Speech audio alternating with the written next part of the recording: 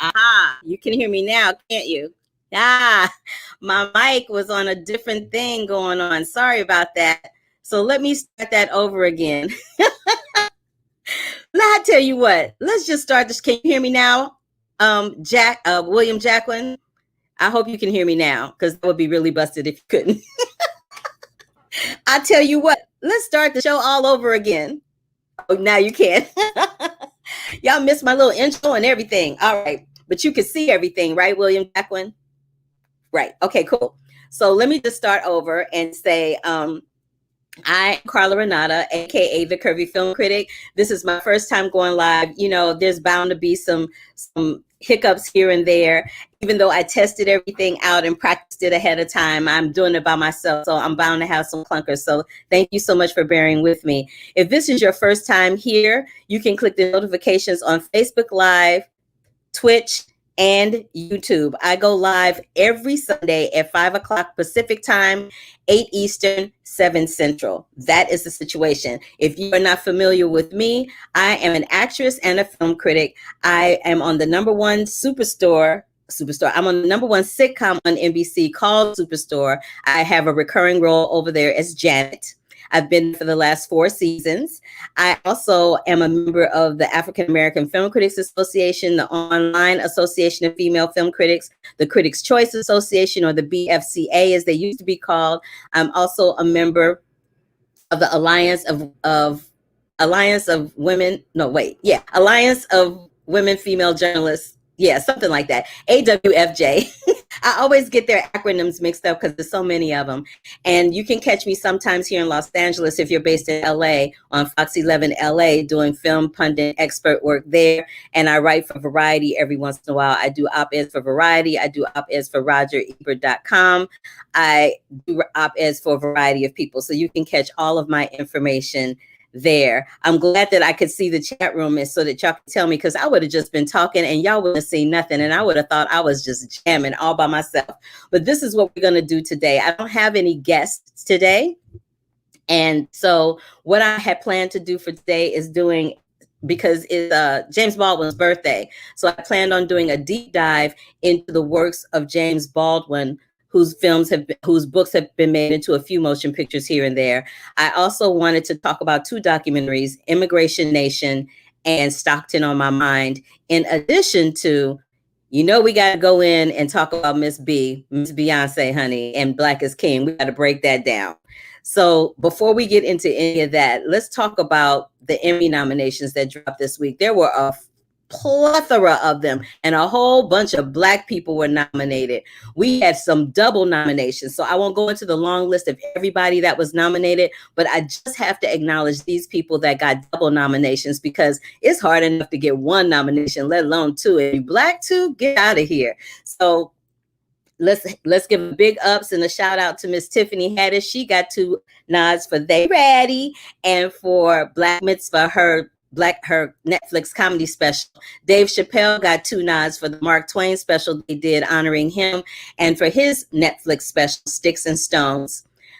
Sterling K. Brown got 2 nods for his roles on The Marvelous Mrs. Maisel and This Is Us. Maya Rudolph got 3 nods, y'all. 3 for playing Senator Kamala Harris on Saturday Night Live. Let's see, who else? Angela Bassett got 2 for Black Lady Sketch Show. Oh, she got 3. I'm sorry. Angela Bassett got 3 for Black Lady Sketch Show, her voiceover work on the Imagineering Show, and FX American Horror Story. Wanda Sykes got 2 rather, for The Marvelous Maisel and her voiceover work on Gladys on Crank Yankers. And guys, check out those double nominees and everybody else that was nominated when the Emmys air on ABC, hosted by Jimmy Kimmel on September 20th. Hey, Michael B. Hi, Brandon. I'm so happy everybody can hear me and that this is going okay thus far after my little hiccup at the beginning. Now, I also wanted to tell y'all, so I said I'm an actress, in addition to being a film critic. And so I had a really interesting week this week where I found out that one of the films that I was in actually got nominated for, not nominated, but showed up on Netflix. It is the first full feature-length animation film to show up on Netflix, and it is called Latte and the Waterstone. So I wanted to just show you guys that so that you can see it. I hope you can see it. Let's see if you can see that. I don't know why it's not showing up now. Let me go here and see if it'll show up here. Nope, still not showing up. Okay. All right, well, we'll figure this out eventually. I don't know why it's not showing up. But anyway, it's called Latte and the Magic Waterstone, and it's on Netflix. Okay, so check that out. Be on the lookout for the Emmy nominations. And here we go. There is a documentary that I talked about during the AFI Film Festival, AFI Docs Film Festival, called Rebuilding Paradise. And it was directed by Ron Howard.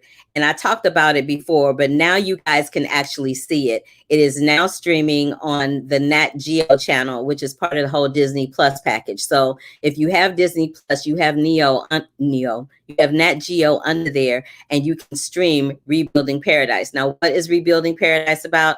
It's about this town. Yes, you've seen that on Netflix. Cool. Thank you, Brandon. What was I talking about? Rebuilding Paradise. Rebuilding Paradise is a film about this town in California. It's a 100-year-old mining town in California called Paradise. And wildfires spread here all the time, especially in the summertime. It's hot, it's dry, and a lot of fires happen. Well, this particular wildfire literally took this town out. It burned for over 18 hours. It took out over 200, I think it was over 18,000 acres as well. And people really had to just rebuild their life. Some people were born and raised there and literally, left the town because 8 out of the 9 schools were burned down. The town literally was burned down to the ground. There were a few streets here and there that were still there. But the most fascinating thing about that documentary that I saw was the first 10 minutes of it are absolutely riveting. In the first 10 minutes, you see a family, you get a bird's eye view of this family in the car trying to escape the town of Paradise while the fire is happening.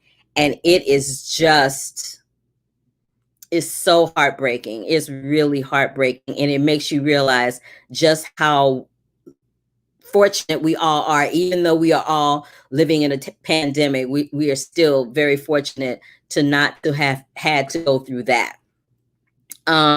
Let's see here. What else is happening? Oh, yeah. So Immigration Nation. So let's talk a little bit about Immigration Nation. This docuseries will be streaming on Netflix as of tomorrow, August 3rd. Now, I don't know what you guys know about ICE.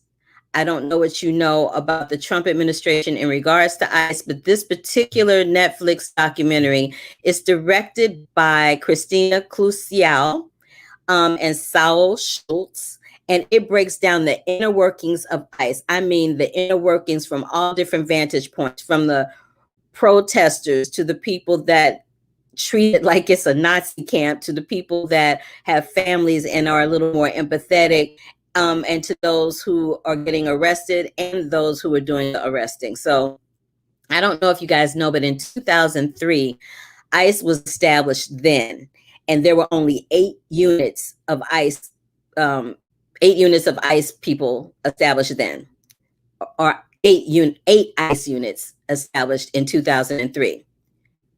Right now, we have 129 ICE units. It went from 8 in 2003 to 129 now. That's crazy. And the minute Donald Trump took office, he signed an executive order asking that 10,000 officers, 10,000 ICE officers be hired to help get people off the border. Because, he's had this hard on about immigrants and borders and walls and whatnot. And so that is the gist of this. But when I tell you watching it, and it's a docuseries, so it's probably about 5 or 6 episodes, maybe more than that.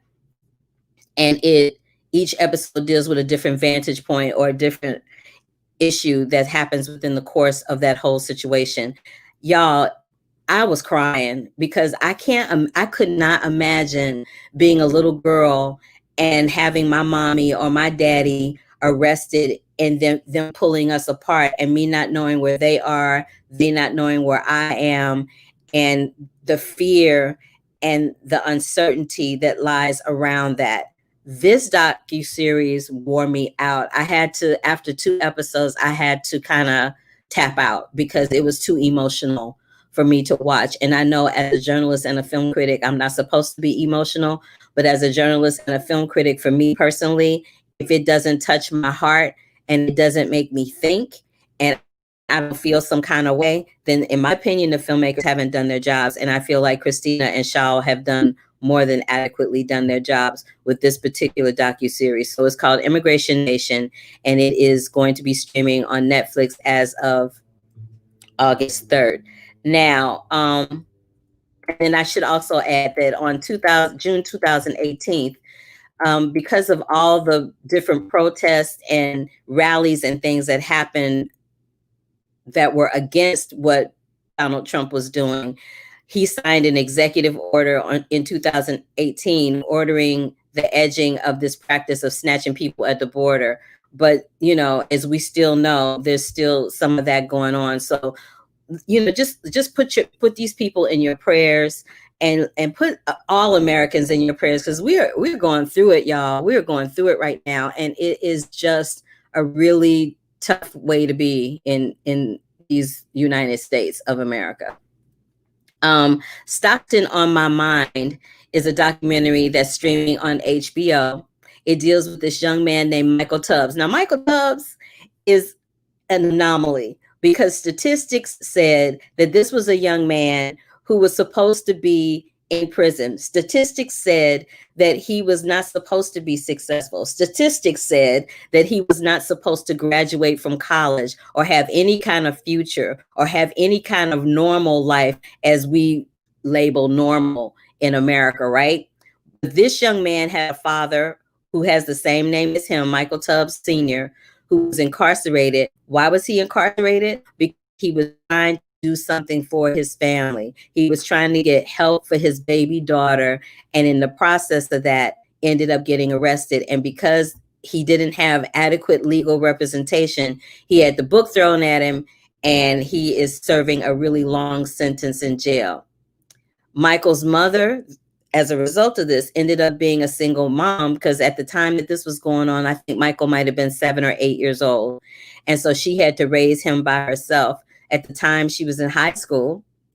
So she graduated from high school with a baby on her hip.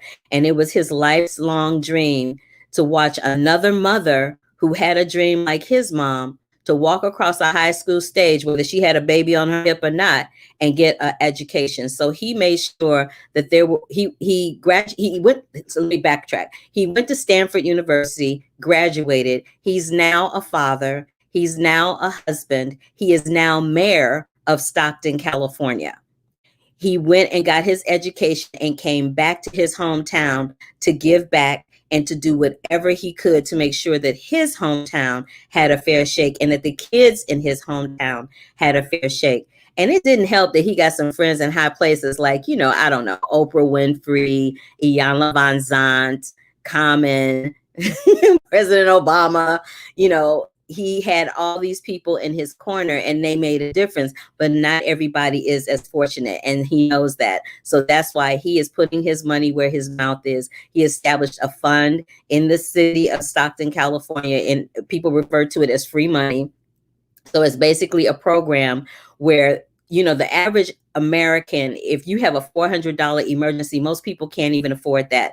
So he established a fund so that if somebody has an emergency that's $400, they can go to the city of Stockton, put in all this paperwork and get this money to handle their emergency, which is a blessing for a lot of people in that community. He also established Stockton scholarships so that everyone that is going to high school in that city has a fair chance to receive a 4-year education at an accredited university, because there is no 4-year university in Stockton, California. So there's that. And it's called Stockton on My Mind. It is streaming right now on HBO. And there's nothing extraordinarily different about the documentary, this biodoc, But what is extraordinary is the life of Michael Tubbs. And it's inspiring, and it's definitely worth a watch. And you can sit down and watch it with your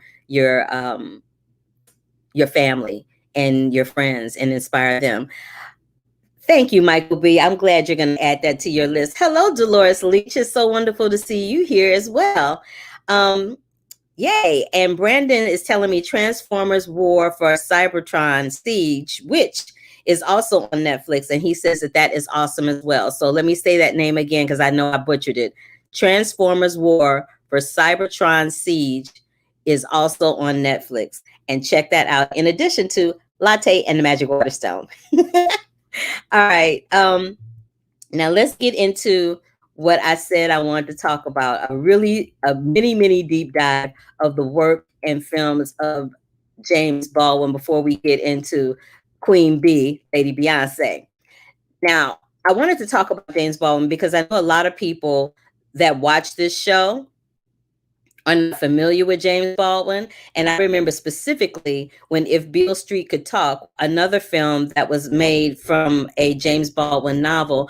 A lot of people had never read that novel. A lot of people didn't know who James Baldwin was. Now, I know who James Baldwin is because it was part of my required reading when I was in school in St. Louis, Missouri. And then I learned even more about him as a college student at Howard University and at UCLA, where I did some post-grad work. Having said that, I want to tell y'all about some James Baldwin films that you may not be aware of, because we know about If Beale Street Could Talk. We know about I Am Not Your Negro, which is a documentary that was directed in 2016 by Raoul Peck and won a plethora of awards.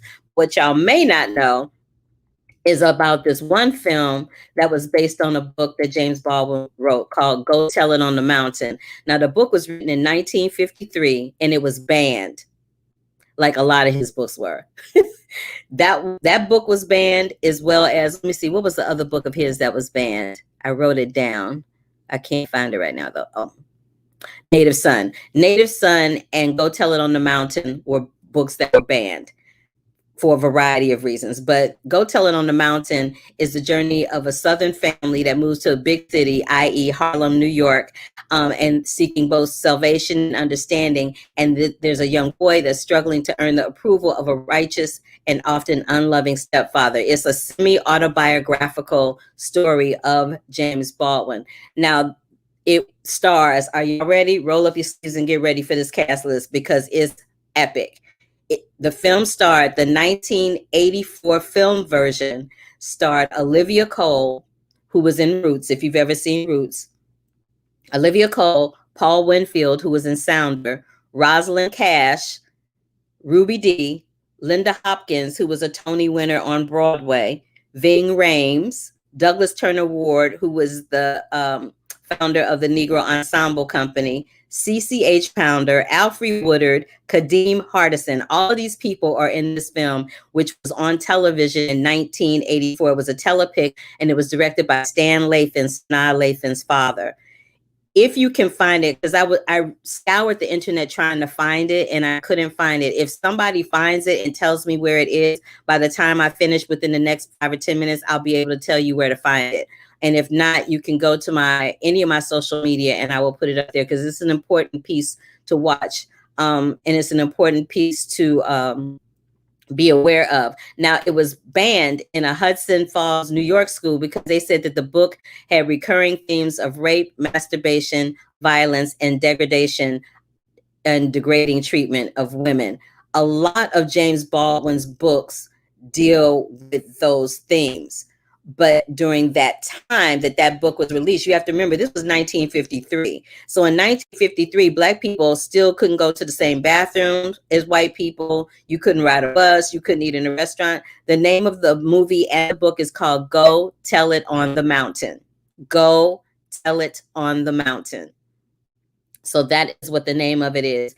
And yeah, it's amazing to me how prolific and important work like that are oftentimes shoved under the rug and we're not able to see them. But it's called Go Tell It on the Mountain.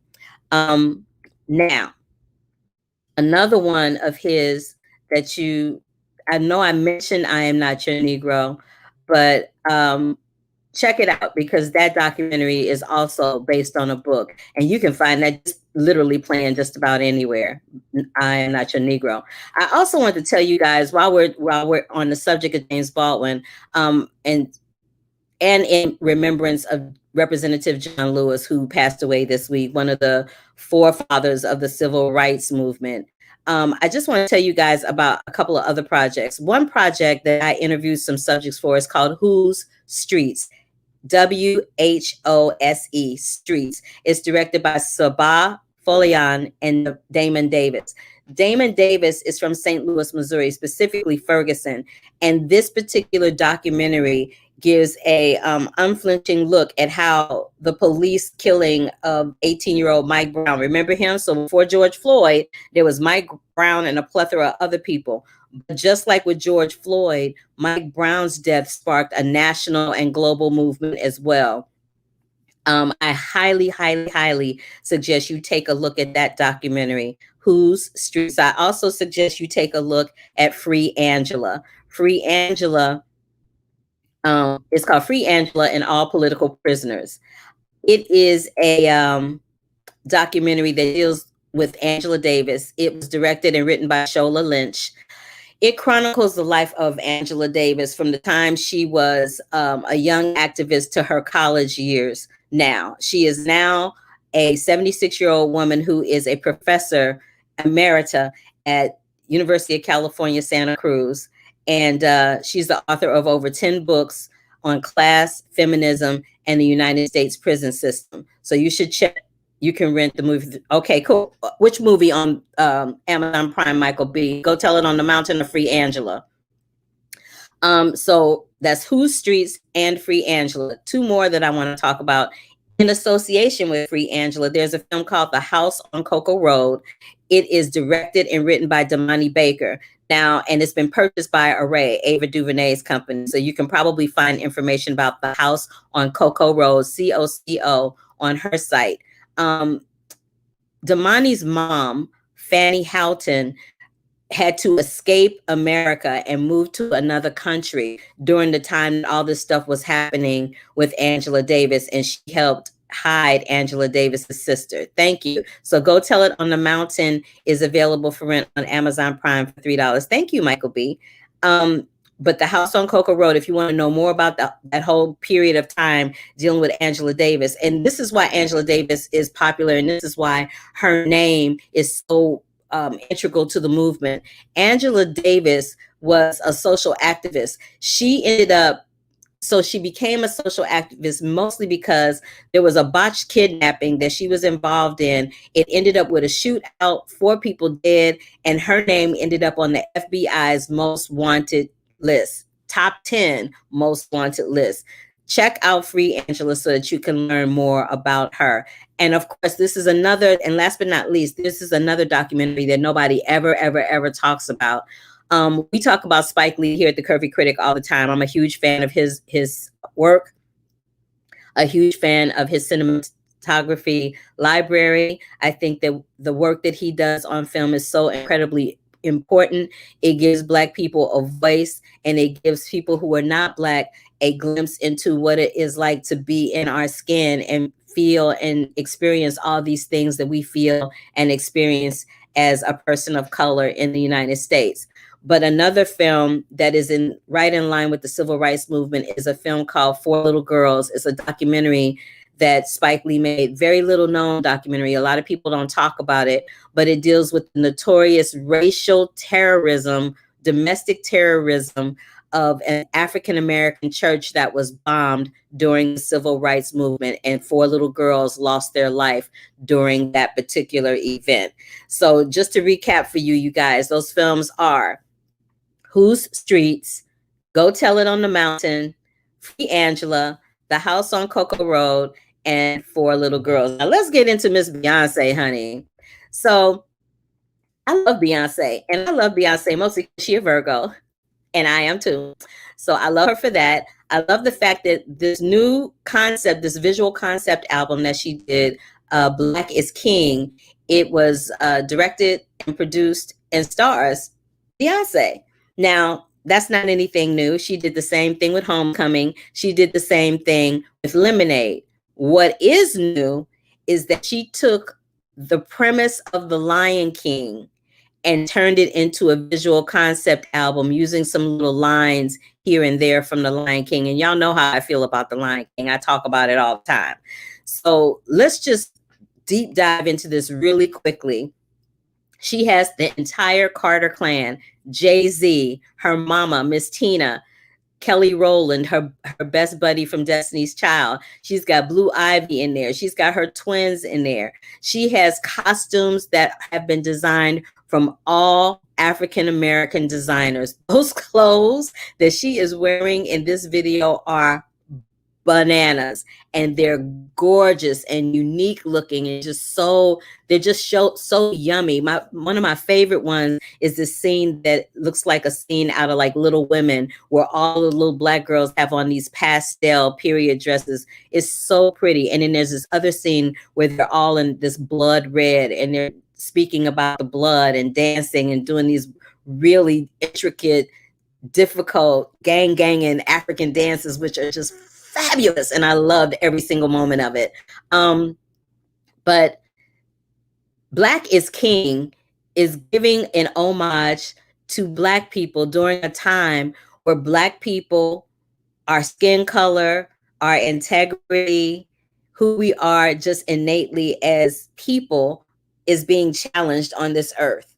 So this couldn't be more prolific and more timely, this particular visual concept album. Let me just point out that visual concept albums are not new. They've been done time and time and time again. Remember when Michael Jackson did Thriller? Remember when the rock group The Who did Tommy?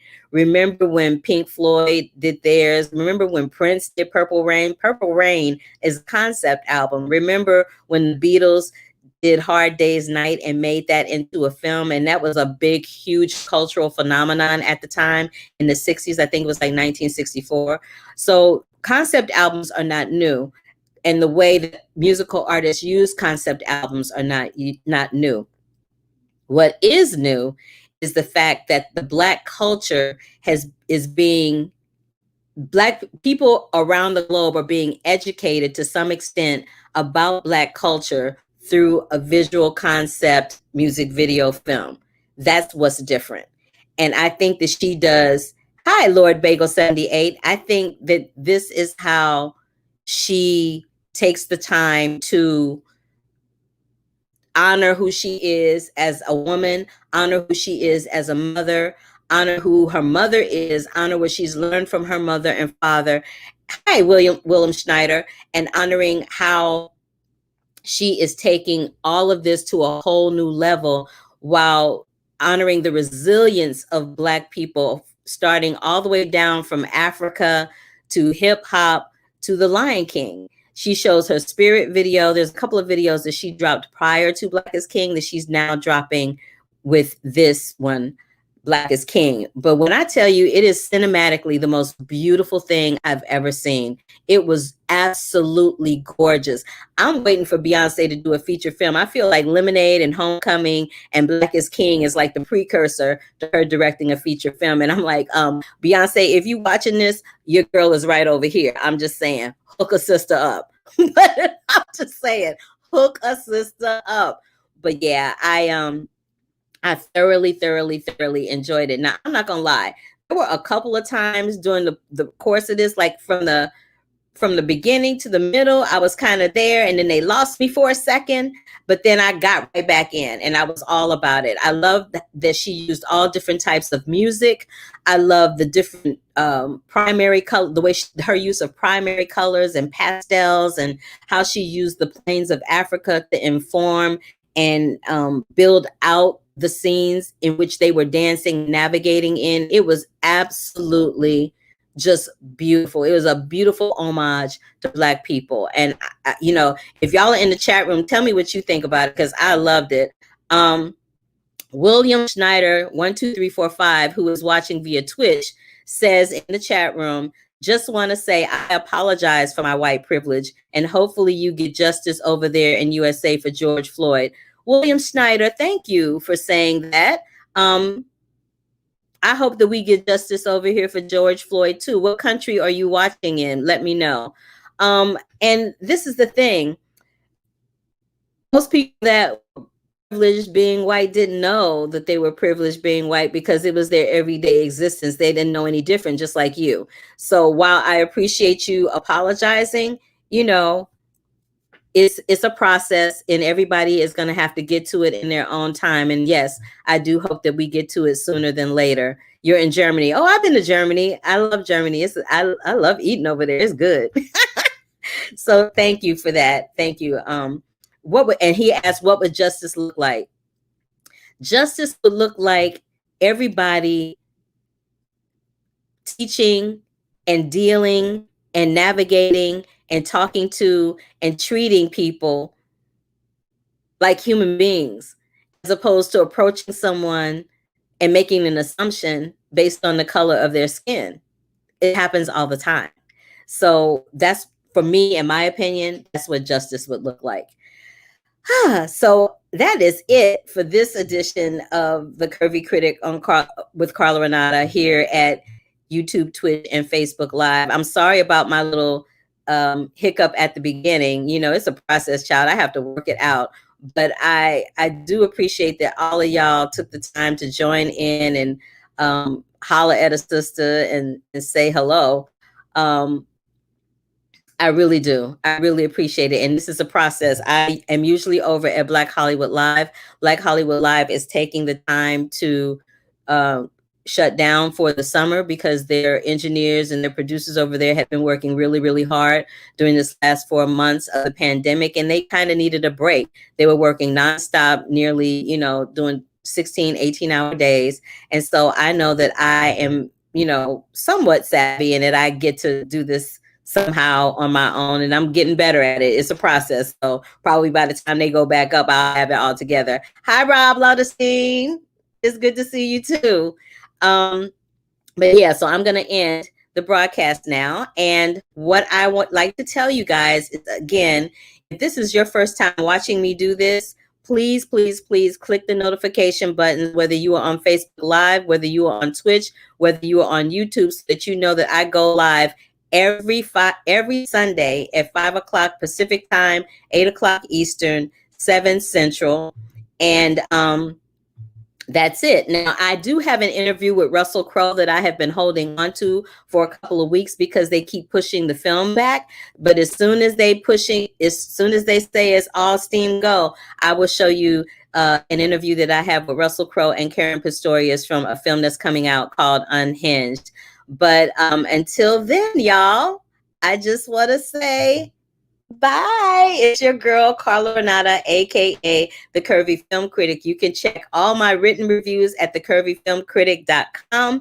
You can check my social media. It's everywhere: Facebook, Twitter, Instagram. I am the Curvy Critic across all social media platforms. Of course, you can always come here live and talk to me and chat with me here on YouTube, Twitch, and Facebook every Sunday at 5 o'clock. So until then, y'all, I will catch you on the flip side. Love, peace, and hair grease. Bye.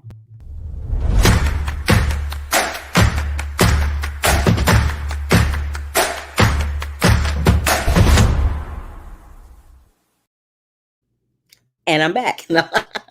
Bye.